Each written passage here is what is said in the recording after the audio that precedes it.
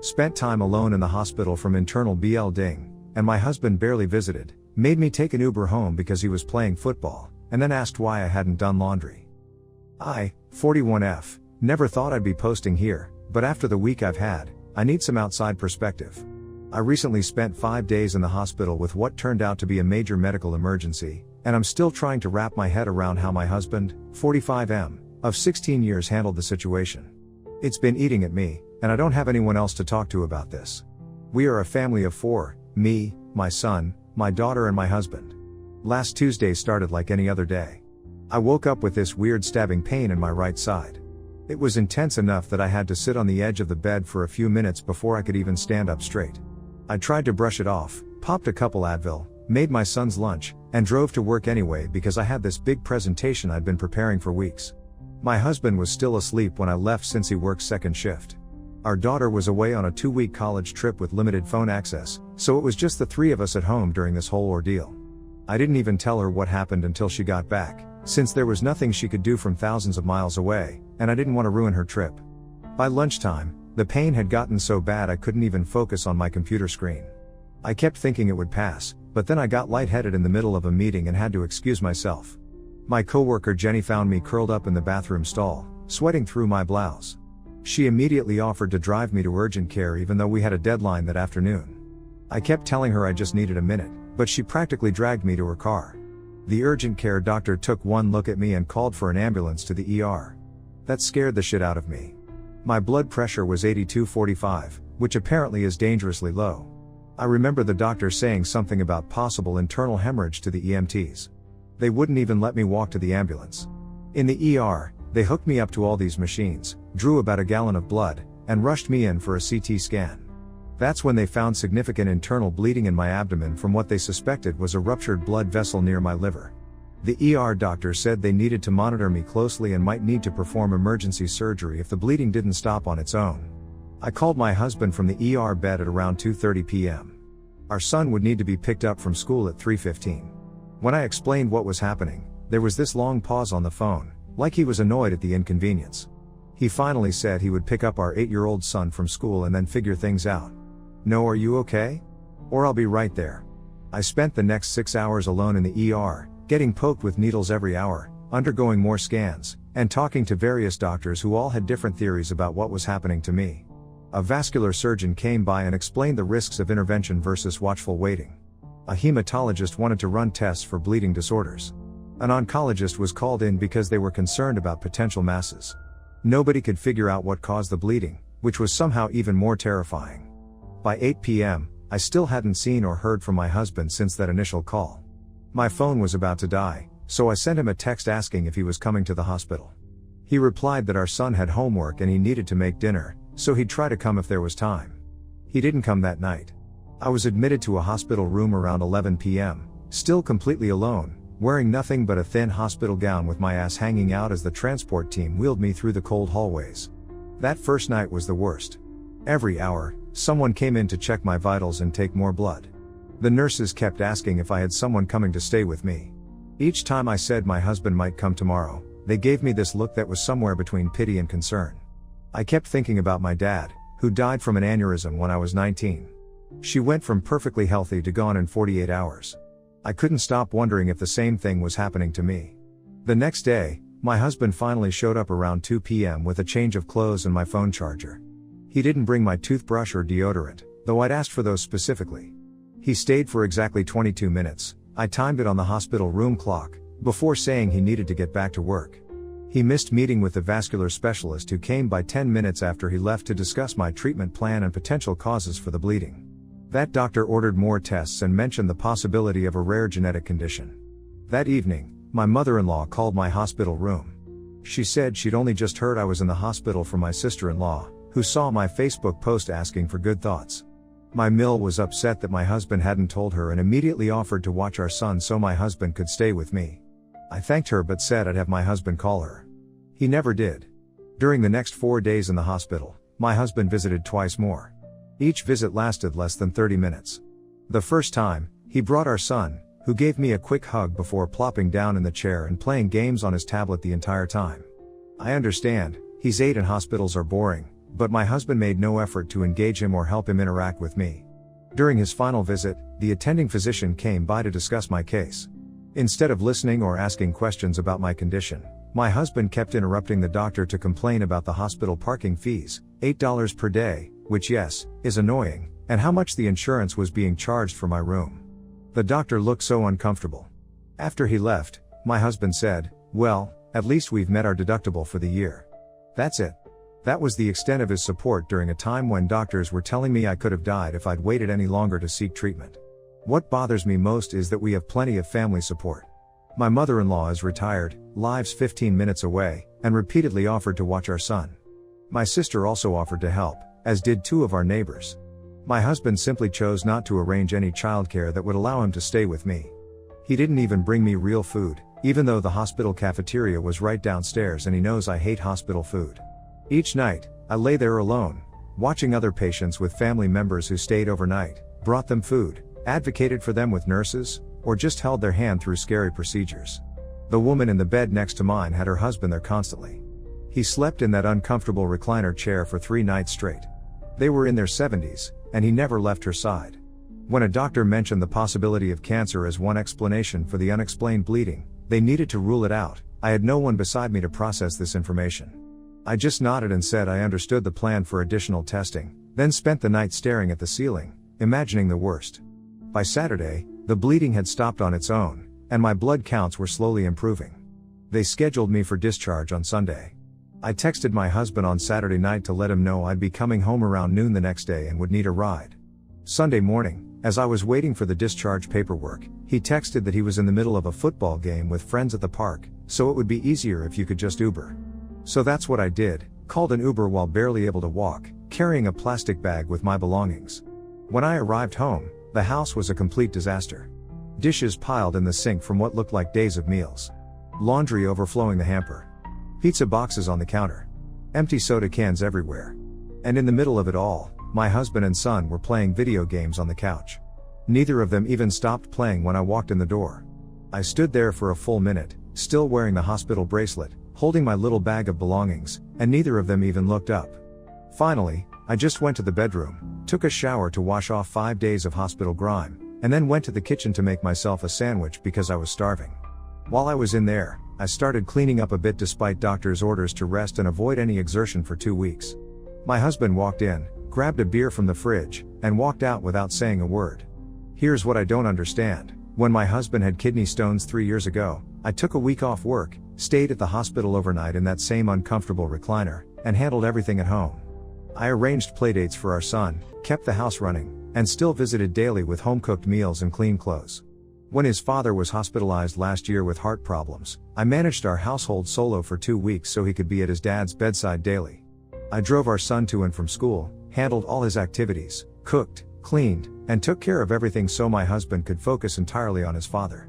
I never once complained because that's what partners do. We renewed our vows on our 15th anniversary last year in front of 50 friends and family members. He stood there with tears in his eyes and publicly promised to stand by me in sickness and in health, for better or worse. I believed him. But the first real test of that promise came, and he effectively left me on my own when I was at my most vulnerable. I haven't directly confronted him yet about any of this because I'm still recovering and don't have the energy for what will inevitably turn into an argument. He's acting like everything is completely normal. This morning he asked why I hadn't done laundry yet. When I reminded him that the doctor said no lifting over 5 pounds, he just shrugged and said, "The laundry basket doesn't weigh 5 pounds empty." My mother died of cancer, so hospitals already terrify me. I spent my teenage years watching her fade away in a hospital room, and the smell of disinfectant still triggers panic attacks sometimes. Then just a few years later, my dad died suddenly from an aneurysm. My husband knows this. He knows about my medical anxiety. He was with me through a miscarriage in 2012 where I completely fell apart and needed therapy afterward. Facing this recent experience without any support from the one person who promised to be there for me has left me questioning our entire relationship. Was it always this one-sided and I just never noticed? Or did something change that I missed? Ida, for expecting my husband to actually stay with me during a life-threatening medical emergency? Or am I overreacting to what he might just see as practical time management? I keep trying to see his perspective. Maybe he thought he was doing the right thing by maintaining our son's routine, or maybe he truly believed I was fine on my own, but I can't stop feeling like I've suddenly seen our relationship clearly for the first time, and it's nothing like what I thought it was. Edit. Wow, I didn't expect this many responses. Thank you to everyone who took the time to comment. I'm trying to respond when I can, but still not feeling 100%. To answer some common questions. 1. My mother-in-law specifically texted my husband offering to watch our son so he could stay with me. I saw the messages on his phone. He never took her up on it or even responded to her. 2. I didn't explicitly ask him to stay longer because when I've asked for support in the past, he's made it clear it's an inconvenience. The last time I had a medical issue, severe flu, he complained about having to do everything while I was sick. 3. No, I've never given him reason to think I would be fine alone in medical situations. Actually the opposite, he knows about my hospital anxiety. He's seen me have panic attacks in medical settings before. 4. My doctor says I'm not supposed to lift anything over 5 pounds or do housework for at least 2 weeks while I heal. The bleeding could restart with exertion. 5. The doctors still don't know what caused the bleeding, and I have follow-up appointments with a hematologist and a vascular specialist next week. 6. For those asking about his behavior in other aspects of our relationship, yes, there have been other occasions where I felt unsupported, but nothing this extreme. He's generally an involved father and contributes to household expenses, but emotional support has always been minimal. 7. No, he doesn't have anxiety around hospitals or medical situations. His father was hospitalized multiple times last year, and he had no issues staying there for hours. Update: it's been almost 4 weeks since my hospital stay, and I wanted to update everyone who commented and messaged me. First, thank you people who took the time to respond. I was completely overwhelmed by the sheer volume of comments and support. I read every single one even though I couldn't respond to them all. I didn't expect my post to blow up like that. Honestly, I thought maybe a few people would tell me I was being unreasonable, and then I'd just try to get over it. Instead, the response made me realize that what happened wasn't normal or acceptable, and I wasn't crazy for feeling hurt and abandoned. I finally talked to my husband about how I felt during my hospital stay. I'd been putting it off because I was dreading the conversation, but it finally happened last week when we were discussing our son's upcoming dental surgery to remove an impacted tooth. I mentioned that I would need to take the day off work for his procedure, and my husband immediately questioned why I needed to be there at all. He's just getting a tooth pulled, not major surgery, he said. The dentist knows what they're doing. You'd just be sitting in the waiting room wasting time. That comment was like a match to gasoline after everything that had happened. I told him that being there for family during medical procedures is what partners and parents do, and I pointed out the painful irony of him questioning why I would want to support our son during a procedure when he couldn't be bothered to support me during a life-threatening emergency. I got extremely angry and told him everything from how I spent 5 days mostly alone, how I had to process scary medical information with no support, how I had to Uber home from the hospital because he was playing football with his buddies. I told him that lying in a hospital bed while doctors discussed internal bleeding and possible cancer was one of the most terrifying experiences of my life, and his absence spoke volumes about how little he valued me. His response floored me, though maybe it shouldn't have. What exactly was I supposed to do there? Just sit around staring at you for hours? You were being taken care of by professionals. I had work and our kid to deal with. I tried to explain that emotional support isn't about doing something tangible, it's about being present, having someone to talk to, someone to hold my hand during painful procedures, and having an advocate when I was too medicated or scared to think clearly. I also pointed out that if decisions about emergency surgery had been needed, which was a real possibility, he wouldn't have been there to make them. He actually scoffed at me. Literally made a dismissive PFFT sound and rolled his eyes. "You're being dramatic as usual," he said. "Nothing bad happened in the end, so what's the big deal? You always make mountains out of molehills." When I pointed out that he hadn't even arranged childcare despite multiple offers from family members, he said, "Our son needed normalcy, not to be shuffled around to different houses." I was being a good father. I asked him how he would have felt if our situations were reversed, if he had been hospitalized with a life-threatening condition and I had barely visited, and then asked him to take an Uber home. He just shrugged and said, "I wouldn't have expected you to drop everything. I'm not needy." That's when I realized we were operating from completely different values. It wasn't just that he failed to support me, it's that he genuinely doesn't believe support during medical crises is necessary or important. For him, in sickness and in health apparently means I'll pay part of the medical bills and maybe visit occasionally if I have nothing better to do. When I suggested that this incident made me concerned about how he'd handle future health crises, especially given my family history of aneurysm and cancer, he walked out of the room and slammed the door like a teenager having a tantrum. For the next several days, he barely spoke to me except to ask where things were or when dinner would be ready. When I tried to revisit the conversation about a week later, he shut it down immediately, saying he was done talking about ancient history and that I needed to stop dwelling on the past. The whole experience forced me to reflect on our relationship patterns over the past 16 years. I started noticing that this wasn't isolated behavior but part of a consistent pattern I'd been overlooking or excusing. When our daughter broke her arm during a soccer game 2 years ago, he dropped her off at the ER and went back to work, leaving me to handle everything despite it being my busiest time at work. When I had a miscarriage between our children, he went golfing the next day because staying home wouldn't change anything. The hospital incident wasn't an anomaly, it was just so extreme that I couldn't ignore it or explain it away anymore. It forced me to see our relationship clearly for the first time. My recovery has been slower than expected. The follow-up appointment with the vascular specialist revealed that I have a relatively rare condition called hepatic artery aneurysm, which had ruptured and caused the bleeding. It's something I'll need to monitor for the rest of my life with regular scans, and I have a 15 to 20% chance of developing another aneurysm elsewhere. When I shared this diagnosis with my husband, he glanced up from his phone for about 3 seconds and said, "Well, at least insurance covered most of it." Then went back to scrolling. No questions about what this means for my future health, no concern about the ongoing risks, nothing. I've realized I've been fooling myself about the kind of partnership we have. For practical reasons, divorce isn't an option right now. My job in healthcare administration doesn't pay enough for me to support myself and 2 children in our expensive area, especially with my ongoing medical costs. My son is thriving in his current school, and moving would mean uprooting him from his entire support system of teachers and specialists. My daughter is in her sophomore year at the community college nearby and still lives at home. With current housing costs, she can't afford to move out, and I don't want to disrupt her education. My husband makes nearly 3 times what I do, and the reality is that I'm financially trapped for the time being. So I've made some practical changes. 1. I've updated my medical power of attorney to list my sister instead of my husband too. I've started putting small amounts from each paycheck into a separate account he doesn't know about. I've also quietly started therapy on my own, using my employee assistance program so it doesn't show up on our insurance. The therapist has helped me see how I've been making excuses for his behavior for years and minimizing my own needs. One thing several commenters suggested was asking my husband to go to couples counseling.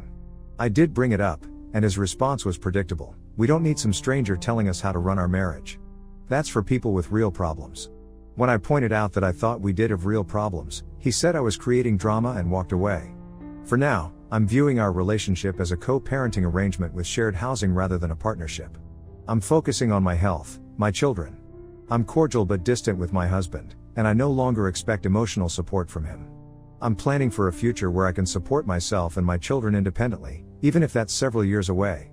The most unexpected outcome of all this has been my relationship with my mother-in-law. After reading many comments suggesting I talk to her, I finally opened up to her about what happened. To my surprise, she wasn't shocked at all. Apparently, my husband's father was exactly the same way, emotionally unavailable and dismissive of her needs throughout their marriage. She told me she stayed for financial reasons until my husband graduated college, then divorced his father. She said watching my situation was like seeing her own marriage play out again, and she apologized for not speaking up sooner. She even offered to loan me money if I decide to leave, though I'm not ready to take that step yet. Last weekend was my daughter's 20th birthday. I planned a small celebration at home, and during the party, my mother-in-law pulled me aside and whispered, "You deserve better than this. Don't waste as many years as I did waiting for him to change." Coming from her, that hit hard. It's strange to be living in this limbo, technically married but emotionally divorced, sharing a home with someone who feels more like a roommate than a partner. It's not what I wanted or expected after 16 years of marriage and building a family together. But pretending everything is fine would require a level of self-deception I'm no longer capable of. For those who asked about my medical recovery, I'm doing better physically. The bruising has finally faded, and I'm back at work full-time, though I still get tired easily. I have another follow-up appointment next month, and I've already arranged for my sister to come with me instead of even asking my husband. Thank you again to everyone who took the time to comment on my original post. So many of you shared similar experiences or offered advice that helped me see my situation more clearly. I didn't realize how much I needed validation, that expecting basic support during a medical crisis wasn't unreasonable. Sometimes you need strangers on the internet to point out what should be obvious, that in sickness and in health shouldn't come with an asterisk and a list of exceptions.